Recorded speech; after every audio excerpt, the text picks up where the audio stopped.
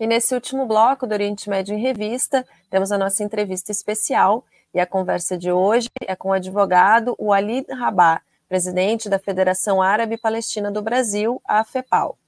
O Walid, além de atuar como advogado e empresário, tem trajetória no jornalismo e na militância político-partidária. Preside a maior entidade palestina do país e trabalha incansavelmente na defesa da libertação da Palestina e da unidade dos árabes na diáspora. Bem-vindo, Walid, boa noite. Boa noite, Júlia, André, boa noite também o Bruno, que é o comentarista nesse programa. Muito obrigado pela oportunidade, muito feliz de estar com vocês. Se me permitirem apenas uma correção, embora eu tenha cursado Direito, eu nunca advoguei. Eu sempre, a minha vida inteira foi com outras profissões, outras atividades, e atualmente, fundamentalmente, agindo economicamente como empresário. Eu nem gosto desse termo, para falar a verdade, empresário, mas, enfim, é um termo palatável, né? Então, e eu vi agora a abertura do programa, vi toda a dinâmica do programa enquanto eu aguardava para entrar ao vivo e confesso que fiquei até comovido pela iniciativa. Muito obrigado mesmo pela iniciativa também. Imagina, a gente que agradece a oportunidade de te receber aqui.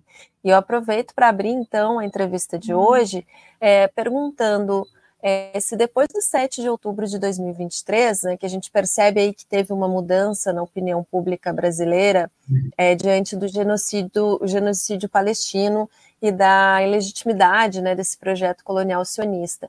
Então, o que mudou em relação às agressões sionistas de 2012, 2014 e 2021? Eu diria que o Brasil tem um problema que é diferente, por exemplo, dos Estados Unidos. Embora os Estados Unidos seja um grande problema contra o mundo, os Estados Unidos o Brasil tem um problema que os Estados Unidos não têm. Eles medem a opinião pública.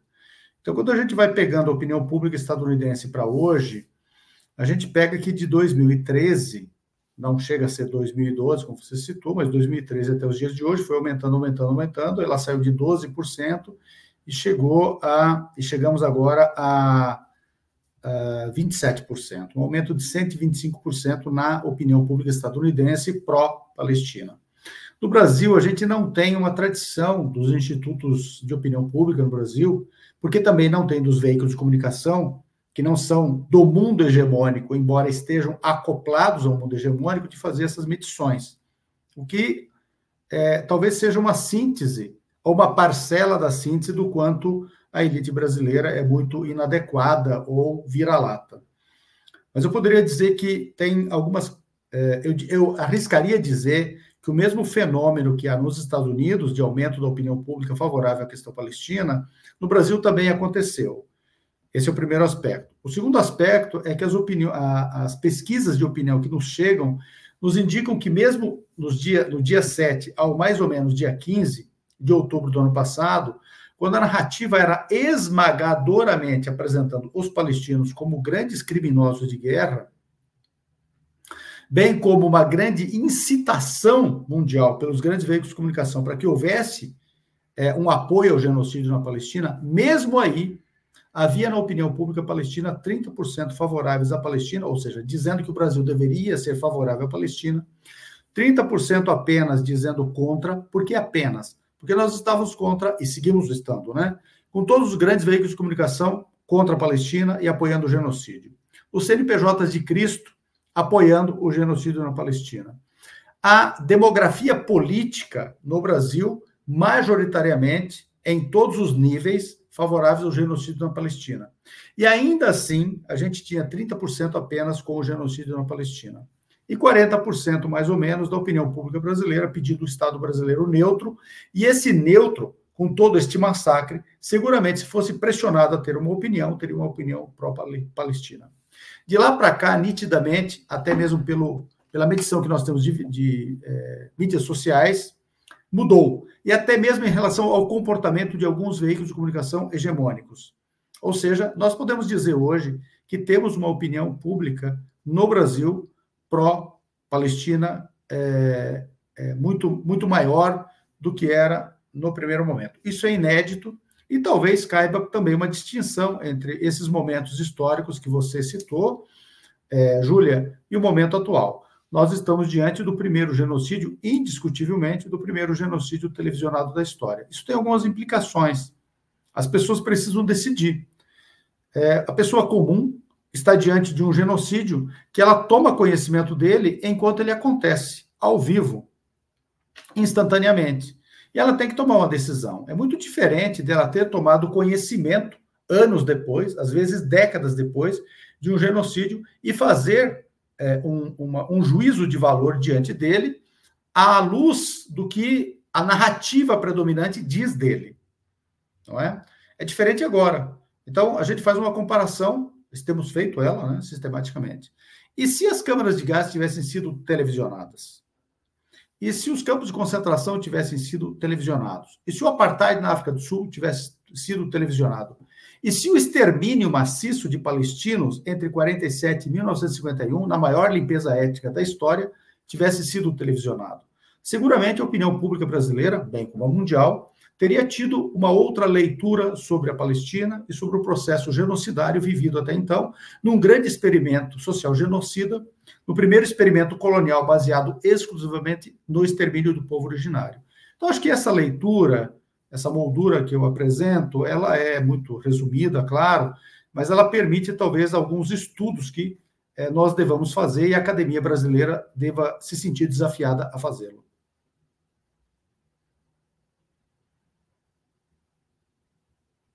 André, o microfone. Ok. Walid, boa noite. Tudo bem, Walid? Tudo bem, e você? É um prazer recebê-lo aqui. Lembrando também que o Oriente Médio em Revista, além de estar sendo transmitido pelo canal O Coletivo, também está sendo exibido no canal A Voz Trabalhadora. Bem, Walid, dando sequência a esse debate, vamos inverter a pergunta. Se a legitimidade do sionismo cai vertiginosamente, por que os meios de comunicação hegemônicos ainda insistem com essa versão absurda de guerra ao terror, guerra ao terrorismo? Porque eles são parte do sistema, né? Então, se o sistema está ruindo, não é o sistema apenas do sistema financeiro estadunidense ou ocidental, com a Praça Londrina e a Praça Nova-Iorquina dominantes. Não é apenas o domínio da indústria ocidental ou do G7 japonesa, alemã, estadunidense, francesa e britânica, que está em decadência. Não é apenas o seu domínio. Esse sistema é um sistema integrado pelos grandes veículos de comunicação.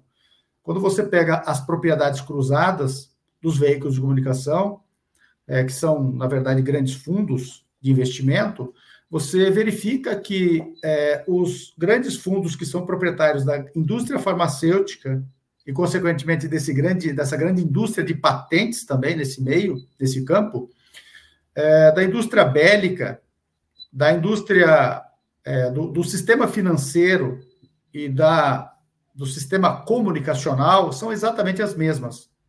Os cruzamentos indicam que mais de 90% dessa propriedade é exatamente dos mesmos grupos e do mesmo capital. Então, o que está caindo agora é o sistema ocidental. Consequentemente, esses veículos de comunicação respondem a exatamente os donos do sistema dominante ocidental. Então, eles não vão arredar pé disso. E se nós tivéssemos que fazer uma leitura histórica do pós-Segunda Guerra Mundial, pelo menos, para ficar resumido, nós encontraríamos que esses veículos de comunicação só trocaram de lado no apartheid quando, por exemplo, a rainha da Inglaterra trocou de lado. E foi automático, para dizer o mínimo, né? Nos demais momentos da grande geopolítica, também não foi diferente. Aqui no Brasil, para a gente comparar com muita tranquilidade, quando que esses grandes veículos de comunicação abandonam o apartheid? As ditaduras também, no Brasil e no continente. Também quando há uma grande inflexão da sua desnecessidade. Então, eu palpito, no mínimo palpito, que não é à toa esses grandes veículos de comunicação precisam do genocídio, precisam de superar a resistência ao declínio do Ocidente. Walid, para a gente finalizar a entrevista, na verdade, eu queria caminhar com 2 perguntas aqui. Isso aqui está uma colinha para não ter que abrir arquivo, bem formal mesmo. Primeiro, analisar o fenômeno da infiltração no Estado brasileiro. Não é a primeira vez que acontece, que aconteceu no domingo anterior, a gente está hoje, dia 1º de julho, no penúltimo domingo de junho, teve a presença do Dr. Moslem Abumar em Guarulhos, com visto de entrada, a PF foi lá e barrou a entrada dele. O André sempre lembra esse caso, né, entre patético e vergonhoso, que inventaram um pagodeiro do Hezbollah e prenderam também. Né? Eu fico até triste, eu sou louco por samba de raiz, pagode dos anos 80, não é pejorativo isso, mas é um absurdo, é. Um músico profissional de pagode que vai ao Líbano a convite e viram...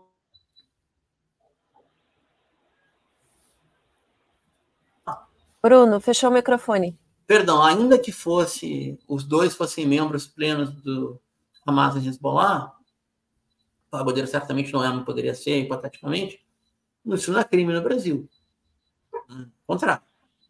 No Brasil, o país de 6 milhões de árabes descendentes era para ser elogiado, não ser criminalizado. Então, a primeira pergunta eu vou fazer na sequência, aí você fica à vontade. É tão difícil assim avançar no rompimento de relações com o apartheid? E em sendo difícil, eu fico sempre pensando na hipótese do lobby, né?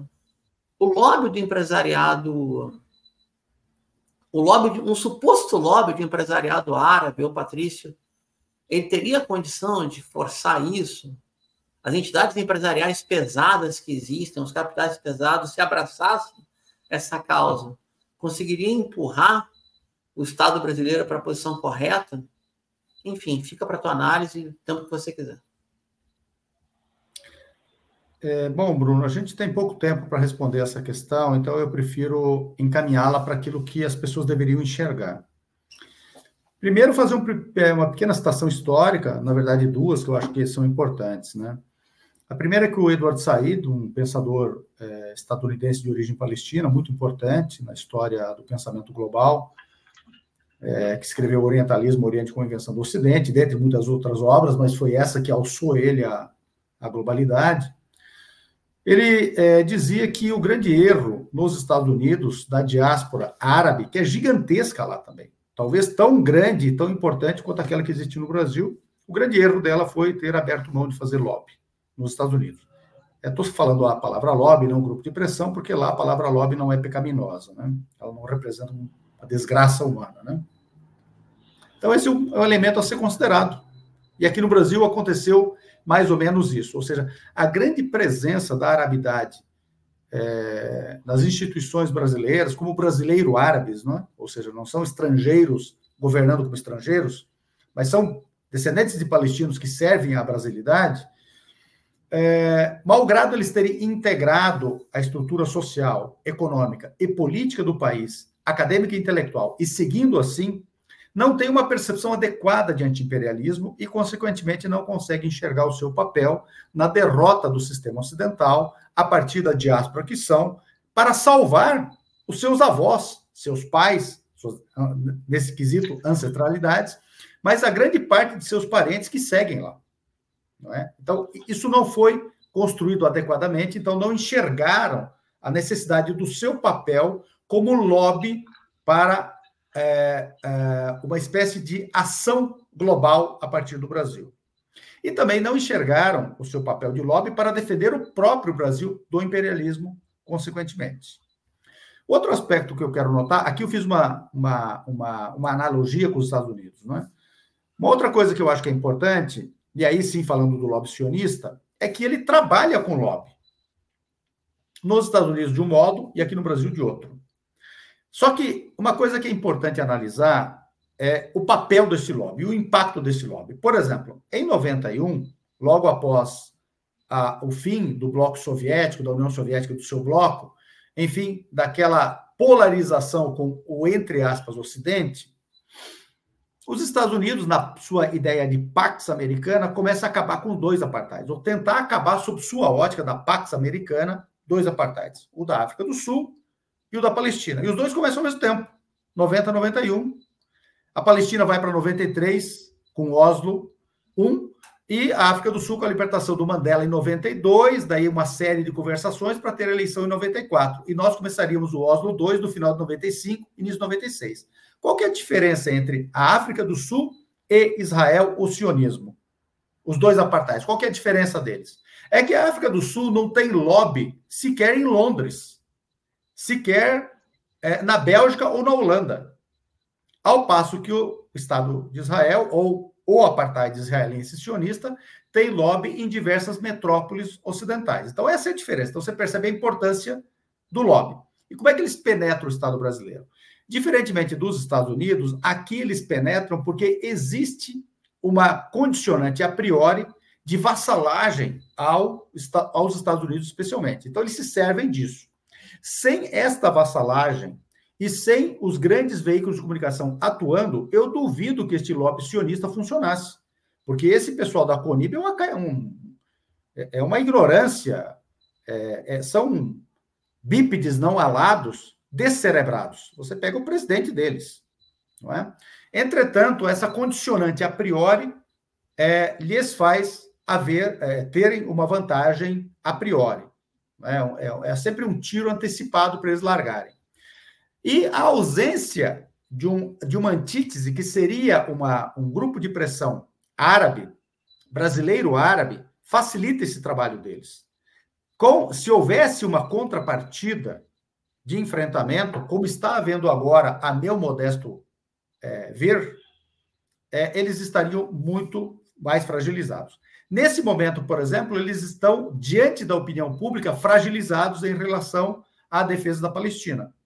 Entretanto, no que diz respeito ao seu trabalho de bastidor, eles seguem muito poderosos, ao ponto, por exemplo, de terem pedido uma reunião de solidariedade à Palestina na Câmara Municipal de São Paulo, ao ponto de eles terem impedido o ingresso de um descendente de palestinos, de um palestino, perdão, dizendo, residente na Malásia, para uma visita familiar, e com isso criado todo um carnaval de demonização dos palestinos, ao ponto de nós termos conhecimento que o presidente da Câmara, o deputado Lira, disse que não vai haver mais na Câmara dos Deputados nenhuma atividade, nem que seja de debate de direitos humanos relativa à Palestina. Isso quer dizer que, do ponto de vista dos bastidores, que é onde o lobby acontece, eles seguem poderosos. Então, nós não devemos ser ingênuos ao ponto de não enxergar que isso está acontecendo.